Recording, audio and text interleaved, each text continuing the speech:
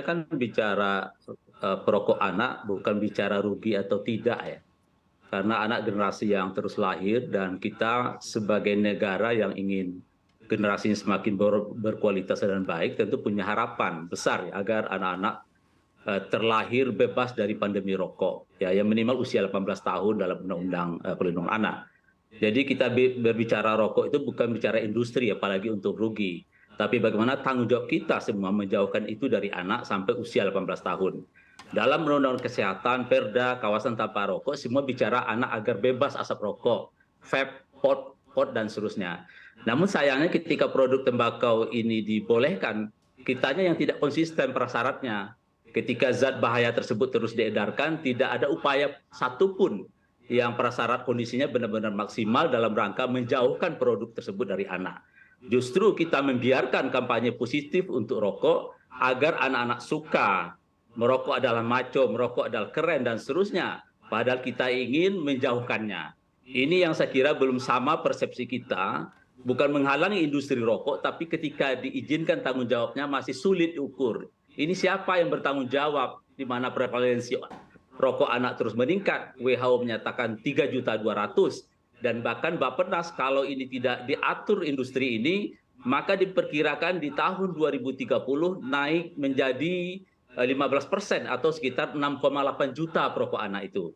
Dan oleh sebab itu, kebetulan saya habis dari Manado mengawasi terkait kawasan tanpa rokok.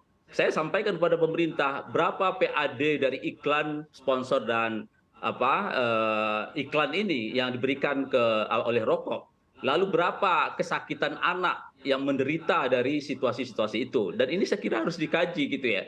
Belum lagi dampak-dampak kesehatan lebih lanjut gitu, Mas. Oke, baik. Tadi Mas Renaldi juga mengatakan andai masalahnya dikaitkan dengan kesehatan memang no debate begitu ya Mas ya, karena memang semuanya sepakat bahwa memang rokok ini menimbulkan dampak kesehatan yang juga cukup serius apalagi untuk anak-anak. Andai kita mengamati lagi secara RPP kesehatan ya Mas Renaldi, ini kan yang dilarang adalah kemasan rokok yang kurang dari 20 batang. Memangnya selaris itu di lapangan sehingga tadi Anda katakan akan berdampak pada 75% pendapatan dari para pedagang? Ya, jadi balik lagi bahwa penikmat rokok ini tentu kalangan-kalangan yang menengah ke bawah ya. Ya bisa dikategorikan yang anak-anak juga sebenarnya nggak banyak gitu. Kalau kita cek BPS ya, mungkin nanti kita sama-sama cek BPS. Prevalensi ini turun dari 2018, 2019, 2020, 2021. Ini turun, Mas. Ya, artinya dari 32% di tahun 2018 itu anak 10 sampai 18 tahun merokok. Di tahun 2018 sebanyak 32%. Sehingga turun dari 2019, 2020, 2021. Sekarang di 2021 itu 28%.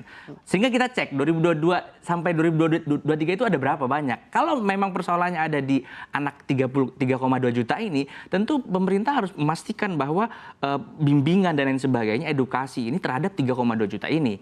Sehingga industri tetap berkembang gitu, industri tetap jalan, dan saya kira regulasinya perlu diatur lah, sehingga masyarakat kita bisa memilah dan memilih gitu antara mereka memilih untuk hidup sehat gitu, udara bersih dan sebagainya, jadi nggak usah beli rokok kan gitu. Rokoknya kemudian cukainya naik di tahun 2024, silakan, nggak ada masalah itu bagi kami. Kami akan terus memberikan poin-poin kepada pemerintah agar industri ini tetap bisa berjalan sedemikian rupa tanpa ada larangan, apalagi jualan eceran.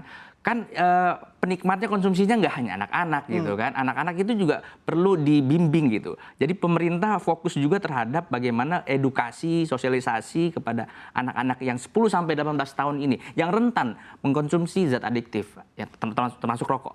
Oke, baik, silakan Pak Jasra. Kami beri waktu Anda ingin untuk mengomentari pernyataan yang disampaikan oleh Mas Renaldi.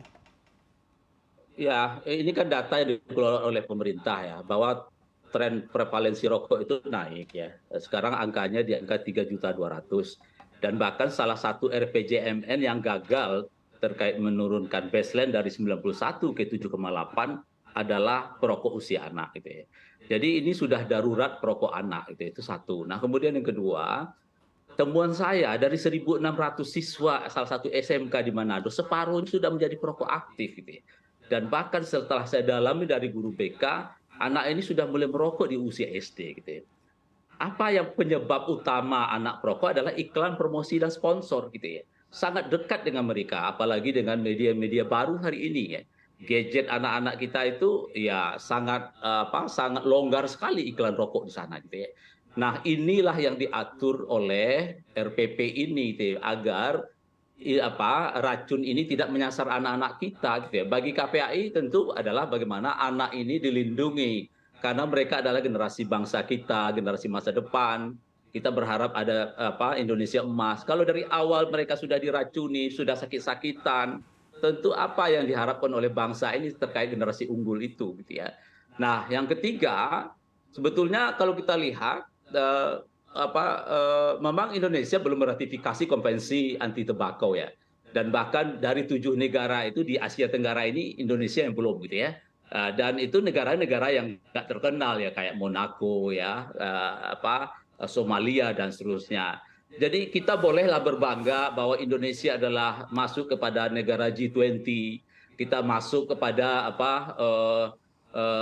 menjadi ketua KTT ASEAN dan seterusnya. Tapi kalau kita sudah bicara kesehatan anak, stunting, rokok, kita ngelus dada gitu ya.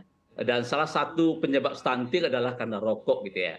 BPS menyatakan belanja keluarga miskin setelah beras adalah rokok.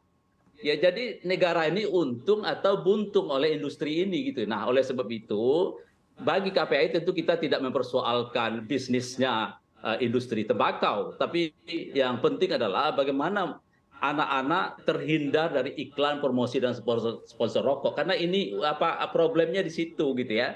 Di samping juga soal jangkauan, di samping juga soal harga rokok itu murah gitu ya. Dengan Rp2.000 atau Rp1.500 ini kan belanja anak ini. Dan itu memang sengaja dibuat agar menyasar anak-anak. Filosofi Philip Morris menyatakan kalau industri ini bisa bertahan, ya maka sasarlah anak muda, sasarlah anak gitu ya. Nah, saya kira kalau sasaran anak adalah usia 10 tahun sampai 60 tahun itu kan sangat luar biasa menjadi pasien zat adiktif gitu ya. Dan oleh sebab itu tentu mari yuk kita berpikir secara sehat, memastikan generasi anak kita karena kitalah yang melindungi gitu ya, dan tentu industri punya tanggung jawab untuk melindungi anak, tapi jangan itu menjadi sasaran gitu ya, terutama iklan-iklan yang menyesatkan, iklan-iklan yang di mana karena usia anak ini kan usia yang sangat mudah dipengaruhi, sangat mudah dibelokkan pikirannya gitu Mas. Oke, baik.